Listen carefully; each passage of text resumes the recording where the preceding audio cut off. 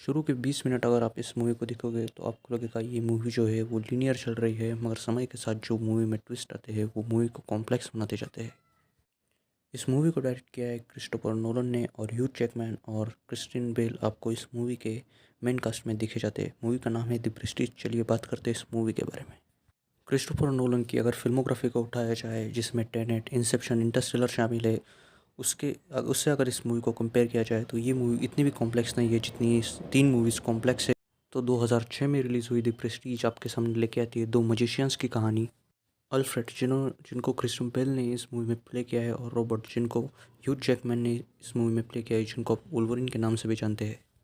Alfred और Robert जो कि अच्छे दोस्त होते हैं, साथ में मैजिक शोज़ करते हैं, साथ में दूसरों की मदद करते हैं, मगर समय के चलते उन दोनों में तकरार आ जाती है। जो रीज़न दिखाया गया है इस सब का वो बहुत अच्छे से पोर्ट्रे किया गया है मूवी में। और इसी तकरार के चलते अल्फ्रेड और रोबोट में जो है राइवलरी होती है, और फिर वो अपने अपने शोज़ पर्सनली करने लग जाते हैं। सुपीरियरिटी और इन्फीरियरिटी कॉम्प्लेक्स को जिस तरीके से क्रिस्टोफर नोलन ने स्क्रीन पे प्रेजेंट किया है, काबिल तारीफ़ है। और अल्फ्रेड और रोबोट में जो दुश्मनी होती है, इसके चलते जब अल्फ्रेड का शो चल रहा होता है तब रोबोट उसके शो में जाके उसका शो स्पॉइल करता है, और जब रोबोट का शो चल रहा होता है उसमें अल्फ्रेड जाके उसका शो जो है वो स्पॉइल करता है। क्रिस्टोफर नोलन ने कैरेक्टर्स के मोटिवेशन जो है वो अच्छी तरीके से प्रेजेंट किए हैं, जिससे हमें पता चलता है कि ग्रेटेस्ट मैजिशियन बनने के लिए ये किसी भी हद तक जा सकते हैं। ये मूवी जो है वो 2006 में रिलीज़ हुई, मगर आज भी एक मास्टरपीस कहलाती है। इसका एक मेन रीज़न है इस मूवी के कैरेक्टर्स। क्रिस्टोफर नोलन ने इस मूवी में अपने कैरेक्टर्स को बहुत अच्छे तरीके से प्रेजेंट किया गया है। कैरेक्टर की डेवलपमेंट जो है वो बहुत अच्छे तरीके से की गई है। इन दोनों कैरेक्टर्स को क्रिस्टोफर नोलन ने ब्लैक और वाइट शेड में ना दिखा के ग्रे शेड में दिखाया है। जिस तरीके से मैनिपुलेटिव दिखाया है इन दोनों कैरेक्टर को, वो बहुत ही अच्छे तरीके से स्क्रीन पे पोर्ट्रे होता है, और ये जो पॉइंट है वो मूवी के प्लस पॉइंट में जाता है। कैरेक्टर के जो मोटिवेशन है वो हमें स्क्रीन पे साफ दिखाई देते हैं। जैसे ह्यू जैकमैन ने जो रोबोट का कैरेक्टर प्ले किया है, वो अपने आप को ग्रेटेस्ट साबित करना चाहता है, कि हमें स्क्रीन पे बखूबी तरीके से समझ में आता है और प्रेजेंट भी किया जाता है। और वही दूसरी तरफ जो क्रिस्टियन बेल का कैरेक्टर है, उसकी motivations through out the movie दिखाई गई है। बहुत अच्छे तरीके से उसके स्क्रीन पे पोर्ट्रे किया गया है। इन दोनों एक्टर्स की एक्टिंग की बात की जाए तो बहुत अच्छे तरीके से इन दोनों ने एक्टिंग की है। सारे साइड कैरेक्टर्स की एक्टिंग भी बहुत बढ़िया तरीके से उन्होंने की है। मूवी का जो स्क्रीन प्ले है वो टाइट रखा गया है, कहीं भी आपको बोर फील नहीं होता है। मूवी के स्टोरी पे अगर फोकस किया जाए तो वही अपने आप को ग्रेट साबित करने के चक्कर में ये दोनों मजिशियन जो हद पार कर देते हैं, और फिर मूवी में इंट्रोड्यूस होते हैं निकोला टेस्ला और उनकी मशीन, और मूवी जो है वहाँ से ट्विस्ट लेना चालू करती है। और जो मूवी में उसके बाद ट्विस्ट दिखाए गए वो इस मूवी की कॉम्प्लेक्स स्टोरी टेलिंग को दर्शाते हैं। मूवी के स्टोरी में अनप्रेडिक्टेबिलिटी भरी हुई है। मूवी एक टाइमलाइन में नहीं चलती है, और इन चीज़ों की वजह से मूवी जो है वो कॉम्प्लेक्स बनती जाती है।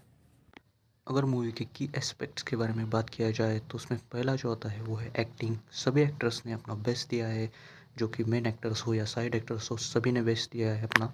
मूवी की स्टोरी और उस स्टोरी का डायरेक्शन जो है वो बहुत अच्छे तरीके से किया गया है। मूवी जो है वो दो मजिशियंस की कहानी है, तो जितने भी मूवी में मैजिक ट्रिक्स दिखाए गए हैं उन्हें बहुत ही अच्छी तरीके से जो है वो शूट किया गया है। आपको स्क्रीन पे दिखता है कि वो आपको क्या दिखाना चाहते हैं, एक मजिशियन आपको क्या दिखाना चाहता है। बहुत ही अच्छे तरीके से ये जो है स्क्रीन पे प्रेजेंट होता है, और इसे बहुत ही अच्छे तरीके से जो है वो डायरेक्ट और शूट किया गया है। मूवी में जो दोनों कैरेक्टर्स दिखाए गए हैं उन्हें बहुत ही अच्छे तरीके से प्रेजेंट करने के साथ साथ आपको उन दोनों कैरेक्टर में से एक चूज़ करना होता है, क्योंकि जिस तरीके से मूवी प्रोग्रेस करती है उस तरीके से उन कैरेक्टर्स के मोटिवेशंस दिखाए जाते हैं, और आप मजबूर हो जाते हैं उनमें से एक कैरेक्टर को चूज़ करने के लिए जो कि आपको पसंद हो। आप क्रिस्टियन बेल के कैरेक्टर को या फिर ह्यू जैकमैन के कैरेक्टर को चूज़ करते हो, और फिर उसके साथ आप आगे बढ़ते हो, उसके मोटिवेशंस के साथ आगे बढ़ते हो। थ्रू आउट द मूवी आपको ये अंदाज़ा भी नहीं होता है कि इन दोनों में से कौन जीतने वाला है और कौन हारने वाला है। अनप्रेडिक्टेबल स्टोरी लाइन की वजह से जो है आप इस स्टोरी को प्रेडिक्ट ही नहीं कर पाते हैं, और आप जो लास्ट में क्लाइमैक्स सोच के चलते हैं वो क्लाइमैक्स जो है होता ही नहीं। जैसे शटर आइलैंड मूवी का जैसे मैंने रिव्यू किया था, उसमें जो आप क्लाइमैक्स सोचते हैं वो होता नहीं, आपको ओपन एंड पे छोड़ा जाता है। कुछ ऐसा ही, और उससे भी अच्छा जो क्लाइमैक्स है वो इस मूवी का है।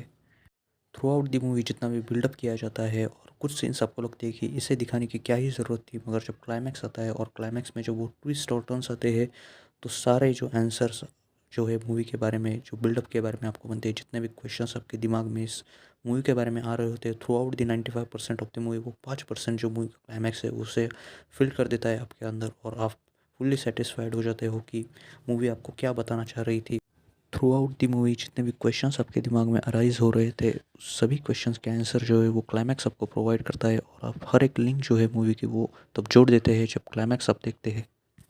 ड्रामा, थ्रिल, रोमांस और एक अनफॉरगेटेबल क्लाइमैक्स के साथ ये मूवी एक प्योर मास्टरपीस बन के आपके सामने आती है। मूवी मस्ट वॉच है, आप ज़रूर देखिए। क्रिस्टोफर नोलन का एक बहुत ही अच्छा वर्क इस मूवी में आपको देखने को मिलता है। मूवी थोड़ी कॉम्प्लेक्स है, बीच बीच में मूवी के आपके साथ हो सकता है कि आपको मूवी के अंदर कुछ भी नहीं समझ में आ रहा है, मगर आप पेशेंस रखिए और मूवी के क्लाइमैक्स तक आप देखिए। एक्चुअली आपको पूरी मूवी जो है क्लाइमैक्स में ही समझ आ जाएगी कि जो क्वेश्चंस आपके दिमाग में अराइज हो रहे थे। ये वीडियो देखने के लिए आपका बहुत बहुत धन्यवाद।